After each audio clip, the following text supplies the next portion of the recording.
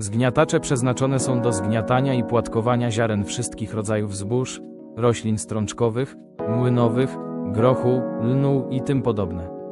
Możliwe do produkcji treści paszowych dla hodowli różnych grup zwierząt. Zgniatanie zbożowe zapewnia dostępność paszy. Urządzenie wyposażone w 2 rowkowane grupościenne walce, które są dostarczane i zużywane. W celu uzyskania częstotliwości dostarczania paszy szczeliny między walcami można uzyskać za pomocą naciągu śrubowego. Każdy zgniatacz jest wyposażony w magnesy wychwytujące nawet metalowe elementy. Maszyny są zapyleniem podczas procesu zgniatania. Bogate wyposażenie standardowe. Całość instalacji elektrycznej z zasilaniem. Wyjmowana kaseta z magnesami neodymowymi. Zgarniacze oczyszczające walkę. Regulacja wysokości nóżka zgniatacza. Porcja pozycjonujące walec moc.